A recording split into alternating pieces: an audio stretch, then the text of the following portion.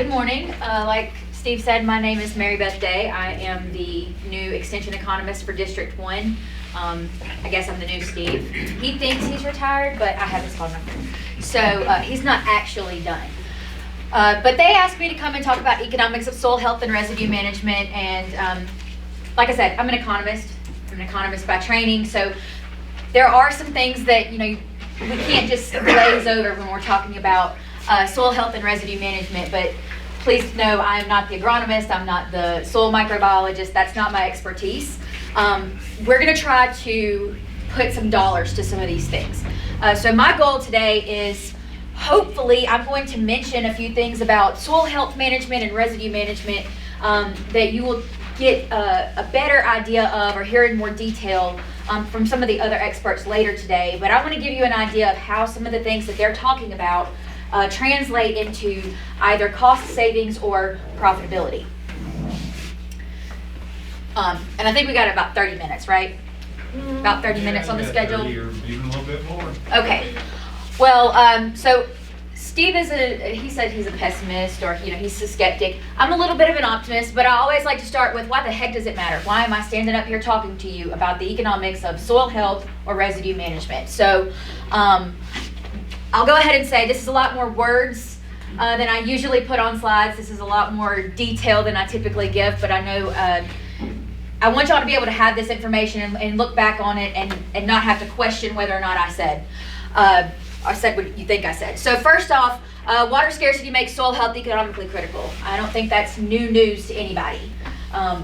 The area that we're in relies heavily on the Ogallala Aquifer, which is declining, has been for quite some time, and that's a very real concern, especially for row crop producers. So with that, improving soil structure and increasing organic matter, all of that can help conserve water. So any little bit of water you can conserve, you're saving some money. You're lowering pumping costs, and you may have more stable yields in drought years. So I'll mention that more stable yields thing. I'll say that a couple times, but I want you to realize that most of your cost savings through these practices are not coming from yields. It's going to come from that reduction in inputs, whether that be reduction in herbicides and fertilizers because you've improved your soil health, or reduction in pumping costs. I will go ahead and say I don't have it anywhere in here, but we do our enterprise budgets, our crop and livestock enterprise budgets every year. We just updated the ones for 2026 and put those online. And we call around and get some prices of different inputs. And for, I guess what we've got as our default energy cost is about $5 per acre inch. So, you take that and apply it to whatever crop you're producing, however much you're producing. $5 per acre inch is the default. All right, your costs may look a little bit different, but that's kind of what we're seeing in general across the Texas Panhandle right now. Another thing, research shows that diversified system with soil building practices can reduce nitrogen needs and improve net cash returns. So, like I said, one of the ways that you may be experiencing some cost savings here or see a little bit of an increase in your profitability is going to be from reducing your inputs. Now, that's not something that's going to happen overnight, right? If you go from conventional tillage to no-till, and that improves your soil health, again, not the agronomist, not the soil microbiologist, I'm the economist. I'm just telling you, if you do that and this happens, you're not going to see those cost savings immediately, right? These are almost like an investment practice. I'm always going to say put pen to paper. See what it's going to cost you to implement this practice and how much it could potentially save you. So a lot of times the benefit that you're really going to see in terms of soil health, that's going to take more than a year for it to really come to fruition. It may be year 2, 3, or 4 before you truly see, oh hey, I'm not having to apply as much fertilizer here. That nitrogen cycling is happening on its own through my crop rotation, through my tillage practices, or whatever. Soil practices can delay water-related yield losses as aquifer levels fall, extending the economic life of irrigated acres. Like I said, right now, we're estimating that energy cost to be about $5 per acre inch. So, if you're planning to irrigate 1,000 acres of corn or whatever, that's a pretty hefty amount. That's a pretty hefty price. All right, so any little bit you can save, any way that you can extend the life of those irrigated acres, whether that means you don't have to apply quite as much, or if you're able to just, improve your production practices to the point where those crops on your land don't require as much tending or as much extra input. Residue management supports soil aggregation, reduces erosion, and increases water holding capacity. This is where we're not necessarily looking at those cost savings, but now we're seeing a little bit of the gain side. Maybe we're not saving on the front end, but we're gaining on the back end, right? So we don't change a whole lot of our upfront costs, but maybe something happens on the back end that is improving profitability. So one of those things, and this is kind of the opposite of what I just said, if you're thinking conventional tillage, right, you're thinking multiple passes on a field, you're thinking fuel, you're thinking labor, depending on, the size of your operation and the scale of these practices that you're implementing. But if you go from conventional till, let's say, to no-till, now all of a sudden there's no passes, right? So you just saved all that fuel you would have used. You saved your miles on whatever equipment you're using, and you don't need extra labor to do nothing. Better moisture retention, higher or more stable yields in drought years. So again, like I said, I'll mention this a little bit, but that is not where I want you in your brain to say, this is where I'm expecting my economic gain to come from, right? Because think about it, we're talking about using less water. We know we're in the Texas Panhandle. I don't know if you can tell by my accent yet. I'm going to see at the end if y'all can figure out where I'm from. It's not quite a Texas accent, but the drought years is where you're going to see maybe some impact with your yields. Just a little bit more stability.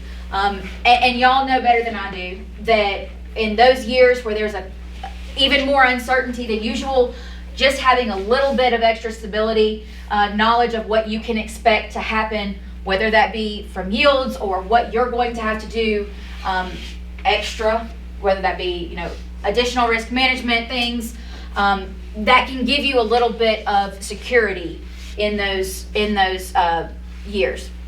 Higher long-run productivity from increased biological activity and organic matter. Like I said, those reduction in input costs, things like reduced herbicides, reduced fertilizer, it's not going to happen overnight.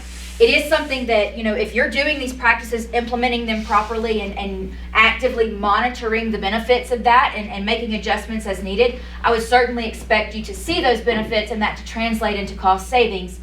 It's just not going to happen in year one, more than likely. Some of you, it may happen in year one. But generally, it takes a few years for things to kind of settle in and really take hold for you to see that you no longer need to keep using those same application rates. Continuing on with that, risk management benefits. Soil health reduces climate and input price risk, both major economic drivers. When I'm talking about climate and input price risk, again, inputs, fertilizers, herbicides, fuel, labor, your typical inputs. When I say climate risk, I'm thinking weather related. We're in a place where they say it doesn't rain. I moved here last March. They told me it's going to rain one time in May and one time in October. How reliable was that? It rained all summer. So when I say that climate risk, you have an expectation based on where you are in the history of this region, what's going to happen at different phases of the growing season, when that precipitation might come, how much you might receive. But that's not always certain. We have years like last year where we have those timely rains in the summer and we see improved yields in our fall crop, but we also have those years where it doesn't rain a bit, right? So soil health helps stabilize production and reduce reliance on purchase inputs, and that's going to be a key thing for risk management. Anytime I get up and talk about a risk management plan, I mentioned those enterprise budgets.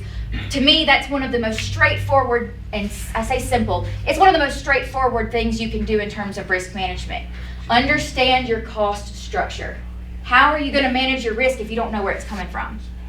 And something like an enterprise budget, you're just sitting down line by line saying, all right, these are my inputs. Those vary year to year. Those are my variable costs. These are my fixed costs, right? I have the same 2 guys that work for me year round. All right, well, unless you decide to give them a raise or a Christmas bonus, that's going to stay pretty consistent. If you have the same number of buildings, maybe your power bill or whatever stays consistent. There's your fixed costs. And then, of course, we've got that price volatility in the markets, and we're seeing a lot of that right now. And maybe that's where things start hurting your feelings a little bit. And you go back to those variable costs and you say, okay, where can I not cut corners, but where can I make some tweaks and reduce those input costs and help make my margins not quite as tight? And that's something else that I will say, or I'll go ahead and mention, with these input costs, there's a lot of variability, there's a lot of volatility in those markets, especially with things like fertilizer. Those are tied to other markets like energy markets, especially when we're talking about fertilizer. That's one that, if I have to pick one to harp on, I harp on fertilizer prices. Nitrogen fertilizer depends on natural gas for production, right? So when we see any swings in the energy markets, now we're seeing swings in our fertilizer prices, especially those nitrogen fertilizers. And then, of course, we've got things like trade relations and tariffs and, some of those larger fertilizer producing countries where we import products from, they don't have the same government system we do. When they make decisions, it impacts us. So those are all things out of our control. I encourage you not to make any big decisions based on the fertilizer price right now. It can swing. Don't do anything that's going to have long-term consequences for a very short-term problem. Does that make sense? Kind of like, don't make a mountain out of a molehill, or if it's not going to matter in five minutes, it's not going to matter in 5 years, type of thing. Making big cuts to certain inputs can have some serious consequences later down the road, and it may not be the wisest thing to do. That's where I encourage you to consult your agronomist, consult your soil microbiologist, right? I'm just the numbers girl. They can help you understand how reducing or changing certain inputs is really going to impact your production later on. I've also added integrated crop and livestock systems here. This is a little different. It's a little outside the box, maybe. I've heard a lot about this since I moved here. I've gotten a lot of questions about integrated crop and livestock systems. I'm thinking part of it may be just because of the way the markets are looking right now. Commodity prices are a little hard to look at. We aren't expecting those to be much better this year, but cattle prices are really good, and we expect those to hang around a little bit longer. And so people are trying to think, okay, well, what else can I do to improve my profitability? Integrated systems can maintain or improve profitability relative to monocultures while enhancing soil quality and reducing water needs. So when I think integrated crop and livestock systems, and I'm thinking, okay, how do they enhance soil quality? Cow's poop, that's fertilizer. That is natural fertilizer, and then they stomp around. So you're not tilling anything, but they're moving those nutrients around, right? They eat over here, they walk over there, they poop. It's like a natural dispersion system, right? There's a whole lot more to it than that. That is the really dumbed down, my 20-second version of how that works type of thing. Systems with grazing and diversified rotations can improve profits. When we think diversified systems, just period, you have multiple income streams. You're not relying on just your corn crop or just your wheat crop for all of your income. Well, now maybe you got 50 head of cattle. And so with corn price not looking so good, cattle prices may help make up for some of the loss you're seeing in the crop market. So any way you can diversify your income stream is a risk management tool, and certainly something to think about, especially when it comes to managing water and managing your other inputs. Residue becomes both a soil builder and a livestock feed resource, stacking value. This is where I really think the value comes from crop and livestock systems, right? Yeah, that livestock can move nutrients around, and that's great. But what happens is that soil residue or that crop residue that you've got, it becomes a feed resource. So now you're getting an additional income stream from the cattle. At this point in time, you're making more money on the cattle than you are on the crop, more than likely. But the biggest cost associated with cattle production is feed. And now you've already just automatically reduced your feed costs by having something to graze them on. So a couple of the, we're going to go through some residue management methods. I'm not going to get too deep into detail on any one of these, but I just want to give you like a 30,000 foot view of from an economic perspective, what we're looking at here, just trying to compare these different methods of residue management, and then we'll look at a few studies, and I'm not going to get too into the weeds on that, but put some dollars to some of this stuff and really try to give you an idea of what those potential cost savings or potential gains in profitability look like. Again, I will say, everything I'm pulling from Texas or Panhandle regional data that I can find. Don't take it with a grain of salt. Don't look at that and say that's how much money I'm going to make or that's how much money I'm going to save. Think about your operation. This is just to kind of give you an idea on a scale, on a moving scale. I might save a little more money doing this than that, depending on how your operation is set up. So we'll start with conventional tillage. That one, pretty straightforward. In terms of costs, you're talking about more passes. So you've got higher fuel, higher labor costs. Yield impact, I use this as my baseline. This is the conventional method. So anything else where we're talking here, we're just going to compare it to conventional tillage. Profitability, baseline margins. All right, so this is typical what we would expect somebody to just do. Reduced tillage, all right, we're still going to do a little bit, but fewer passes. Neutral to slightly higher yields, so not a whole lot of impact on the yields there that we expect. Modest increase in profitability, and that's going to come from reduced fuel, reduced labor, right? At least at first. Later on down the road, you might see some increased profitability through that cost savings and other inputs. No-till, lower operations, period. You might, depending on where you are, what your crop system is, you could incur some higher herbicide costs, all right? Just something to keep in the back of the mind. Neutral to higher yields, again, that's not where we're expecting our increase to, or our economic gains to come from. Higher long-run profitability, right? Again, it's not going to happen overnight, but in the long run, I say 3 to 5 years, I would expect you to start really seeing some benefits of that no-till in terms of reduced inputs like fertilizer. Cover crop, the costs change from conventional tillages. You're going to incur seed and termination costs, all right? That's completely up to you. That's going to vary quite a bit depending on what cover crop you want to use and what termination method you want to use, right? Whether you're deciding I'm going to graze out my cover crop or you're using chemical termination or whatever method there is available. I'm not the expert on cover crop termination here, but that's going to vary. Neutral to higher long-run yield impacts. In terms of profitability, it's going to be mixed short run. Sometimes it's lower, sometimes it's higher. With cover cropping, that one is one that, and Steve may have more knowledge on this, but in studies that I've seen, we do actually see some producers see improved profitability or economic gains in year one.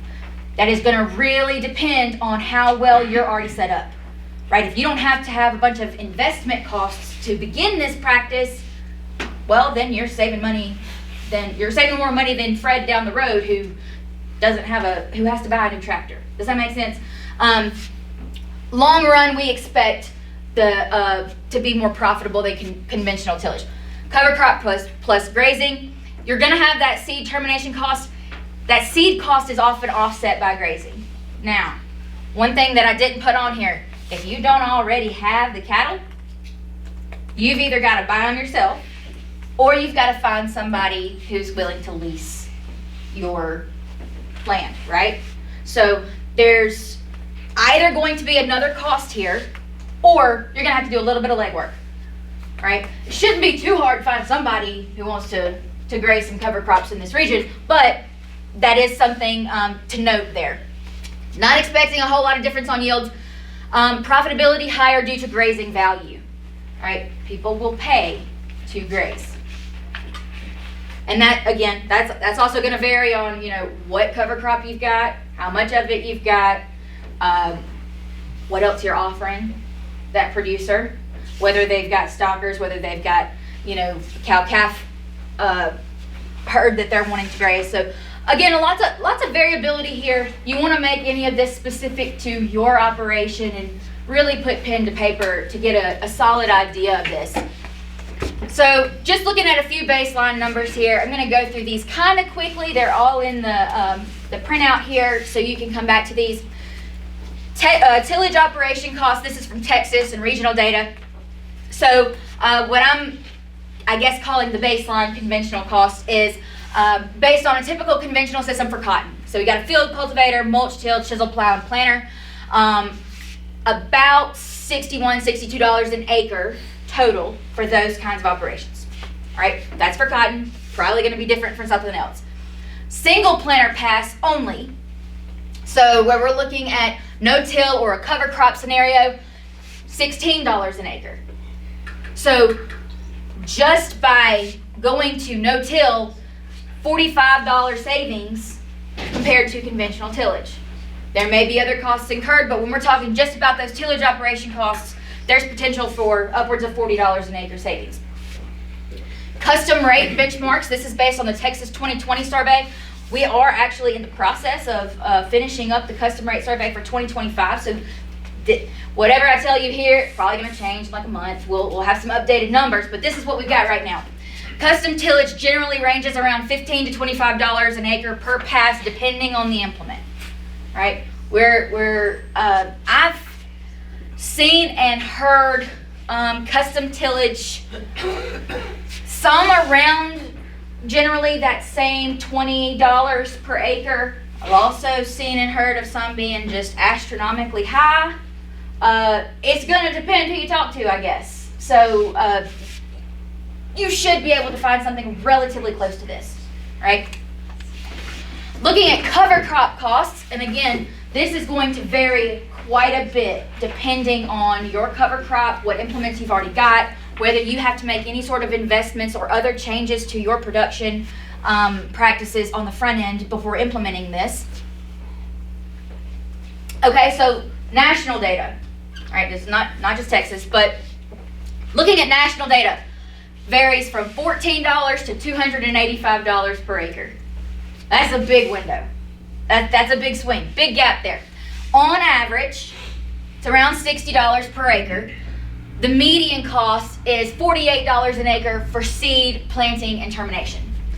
If we go back, that's just a little over that savings that we see going from conventional to no-till, right? So cover crop costs around 50 to 60 bucks per acre, depending. You can go lower than that, you can pay a lot more. It's almost like a pay what you want to situation, right?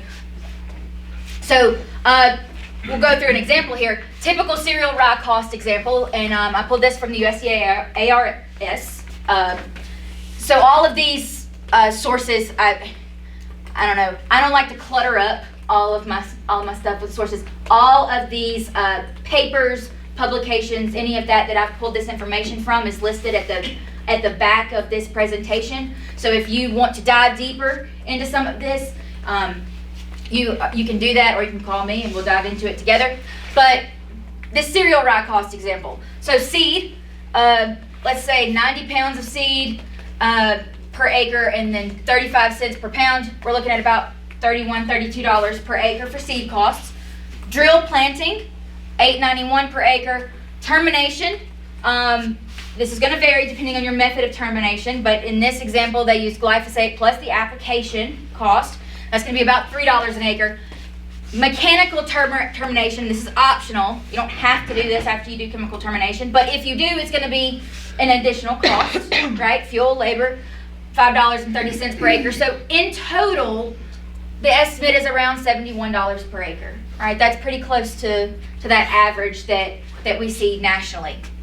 So when we think about potential returns from this same national data, farmers who harvested or sold rye silage had $134 acre gross return. All right, so that gross return, that's before you think about all the costs they had. While soil health only covers returned $9 per acre. So that's just a comparison of planting a cover crop versus that soil health only covers. Cover crops used for grazing can generate $17 to $122 per acre net return, depending on biomass and cost structure. Like I said, that is certainly something to think about It's a little outside of the box, especially if you're not a livestock producer yourself, but I encourage you to really consider it as a legitimate option in your residue management. I think there's a high demand for it, and I think it's a way that you can generate some additional income.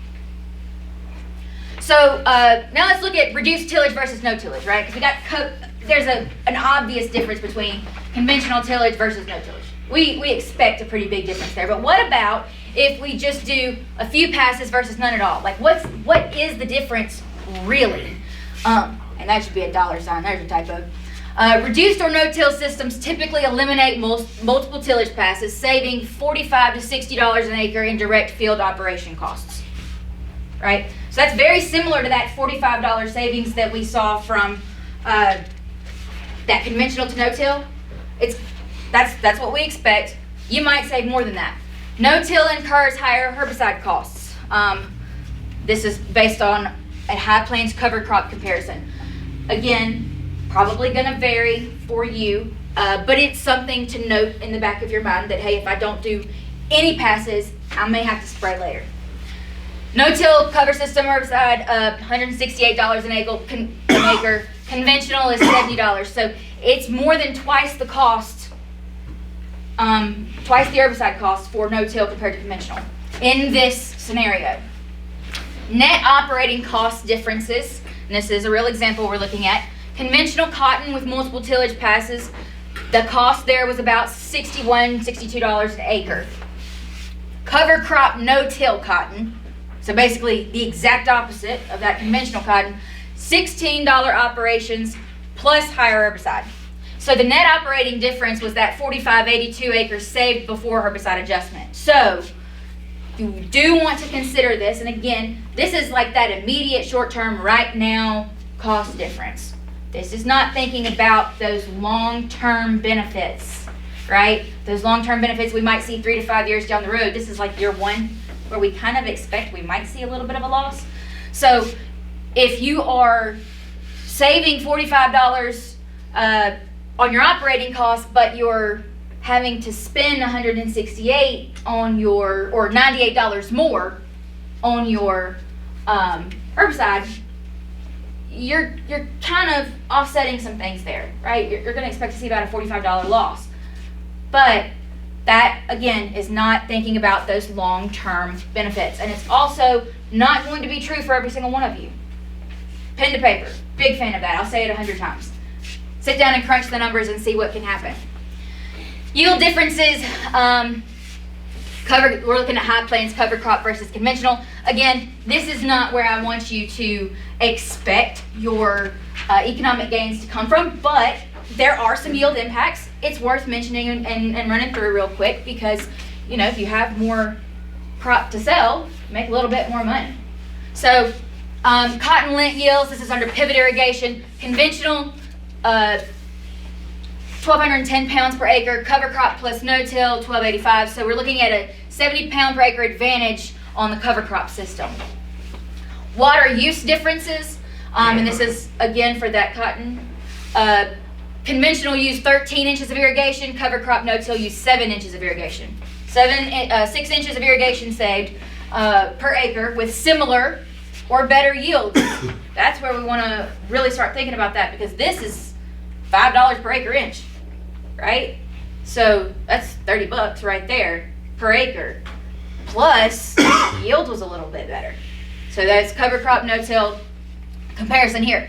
Now, looking at national survey data, yield increases from cover crop. Corn yield gains anywhere from 1 to 10% depending on the year. Right, that's going to have a lot to do with how much precipitation we're getting, the weather. To be honest, it's probably going to have a lot to do with whatever's going on in Iowa and Illinois and that region of the country. Soybeans, very similar, but again, just kind of worth mentioning. About the same amount of yield increase to expect there. So looking at profitability and net return examples, these are, again, high plains comparisons. Cover crop systems, this is gross revenue, so before your costs. There's a $58 savings with conventional monoculture, with cover crop systems compared to conventional systems. Variable expenses, this is where things can start, switching around a little bit, especially in those early years. Conventional, 580 per acre. Cover crop, about 700 per acre. And that's going to be, again, due to higher herbicides or maybe some other additional inputs that you wouldn't have to have if you had some more passes. But you're also saving some on fuel and labor. So, there's a trade-off there to consider. Gross margin, so this is what we actually make here. Cover crops, 312, conventional, 387. So in this data set, conventional had higher short-term gross margins, which is kind of what I've been saying. This is a system that we don't want to expect returns immediately. We really want to think about those long-term benefits and how it's going to pay off later down the road.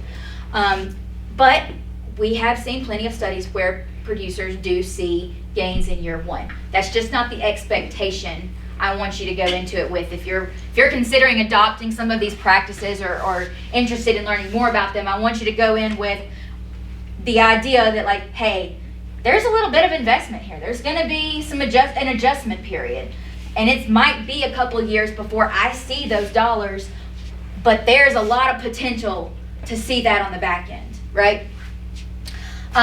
So that's a great example of why cover crop economics depend on water savings, right? That $5 an acre inch. If you're saving 6 inches an acre, that's $30 an acre saved immediately. Long run soil benefits it's not overnight. Whether grazing or silage is used, and incentive payments. So I'll briefly mention this towards the end. I've kind of put a little list there. But there are some, I know not everybody's a fan of participation in government programs, but there are some cost share opportunities. If these are practices that you are brand new to, that you've never used, there are opportunities to implement those and have a little bit of financial backing for that. Certainly something to think about, and if you're interested, go talk to your local NRCS agent. Say local because those rules sometimes tend to vary county to county. They certainly vary state to state. And in our region, if you live here but you operate in Oklahoma Panhandle or in New Mexico, things might look a little different. So again, multiple national studies, cover crop ROI ranges, that's return on investment. It varies quite a bit. The typical cost is going to be $33 to $70 per acre, and economic benefits are estimated to be about $37 to $78 an acre. So in many cases, there is a narrow positive return on investment, not including long-term soil benefits. So I keep saying all these soil benefits, and I'm not able to speak to them in a whole lot of detail, but I'm hoping that when you hear from Jordan and some of the other experts later today, that they'll be able to give you a clearer idea of what some of those specific soil benefits may be. So to kind of round out, let's come back to that big table that we looked at earlier and get more specific. We just said higher, lower, maybe a little different.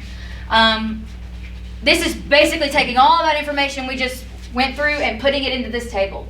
So I do all this to kind of show you, if you are using one of these practices or more of these practices, or you've never used one before, you're thinking about it, this is a good way to kind of sit down and do that put pen to paper thing and do some comparison with your own numbers or your own estimates and really see what pencils out.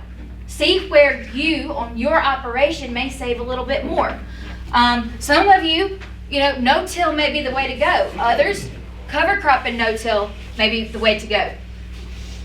If you've got access to livestock or, can get something worked out, cover crop plus grazing may give you the biggest benefit.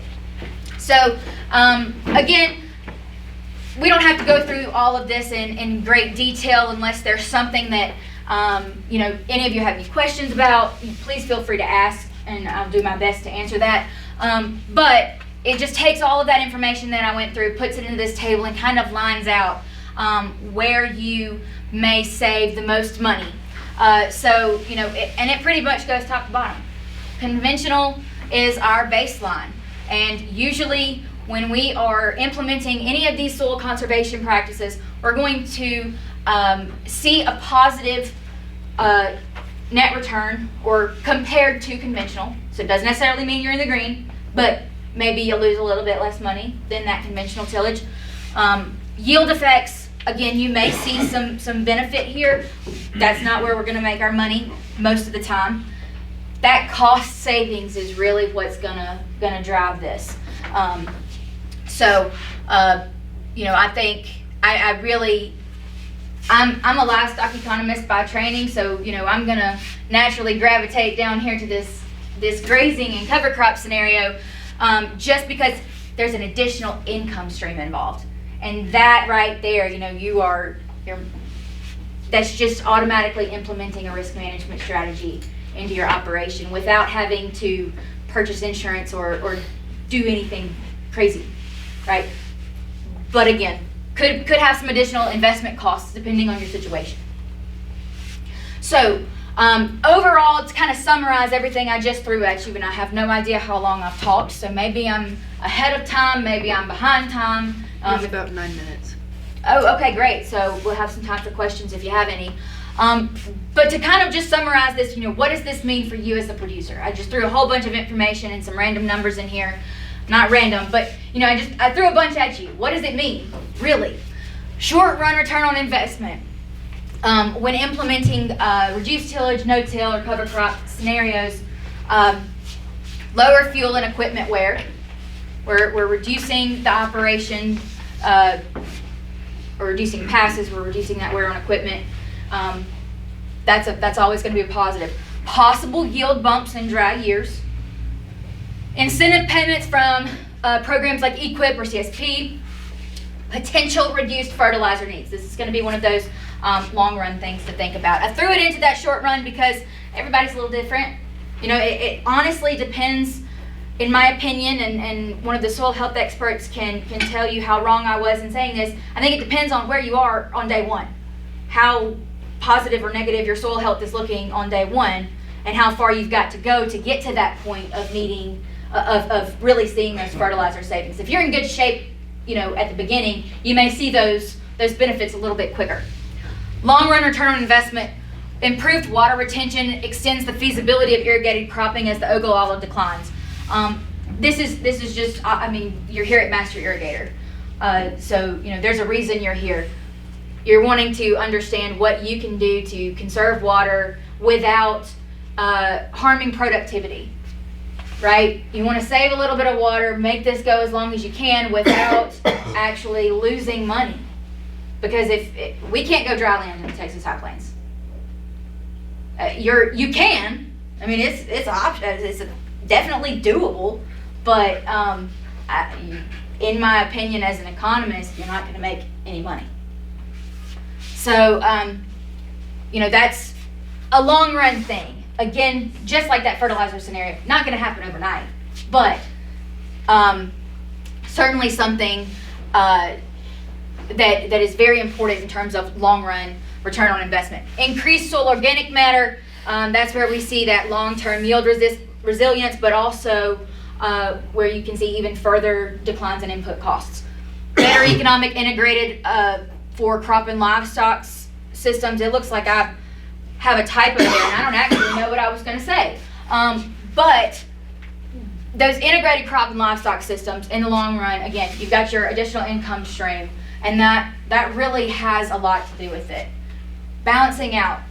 When crop prices are high, cattle prices are low, vice versa, right? So you're just kind of balancing the board there with those multiple income streams and multiple commodities. Higher land value due to ecosystem services. This one I didn't mention a whole lot because it's not really the point of what I'm trying to tell you, but I think it's worth throwing in here for this long run return on investment. When you go to buy land now, what's one of the first things you're looking at? Is there water?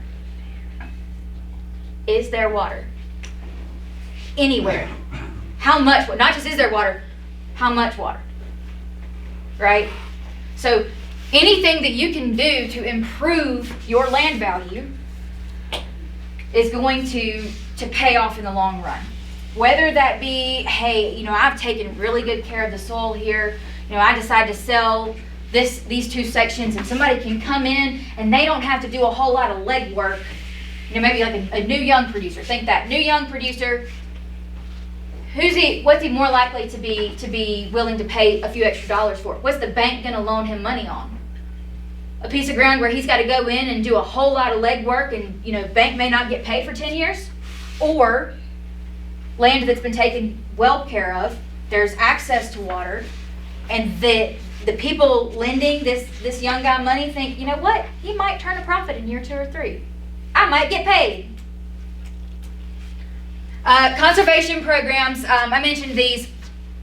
I'm not your conservation program expert, okay? That's going to be your local agent. Talk to your local county extension agent, talk to your local NRCS agent.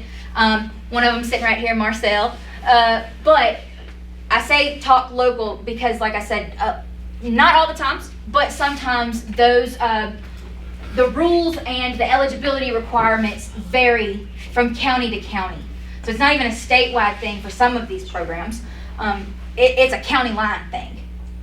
And I don't have the knowledge standing up here in front of you right now to tell you which counties are the same and which ones aren't. So talk to your local agent. If you are someone who farms or ranches in multiple counties or across state lines, talk to everybody you've got land with. Go talk to one and say, hey, is this different in these counties? Then go talk to those agents. But here are just a few. Cover crops, we talked about that. Reduced tillage and no-till. Crop rotations, so maybe you want to think about additional crop rotations if that's not something you're already implementing. Residue management practices. Now this is how they have it listed. Okay, that can mean a lot of things, and because that's the way they say it, ask your county agent what the heck they mean by that. Because they've got cover crops and reduced tillage and no-till up here.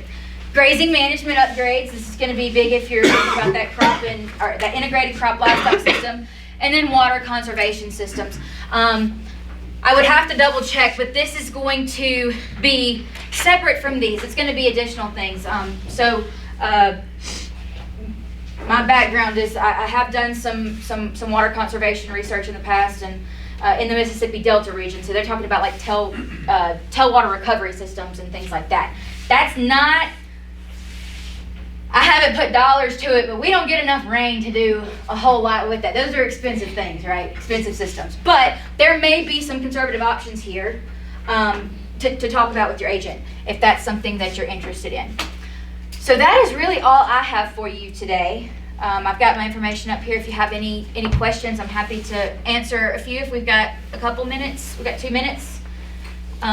But here's my email and phone number. Please feel free to contact me anytime with questions. If I don't know the answer, I'll call Steve and we'll find out the answer.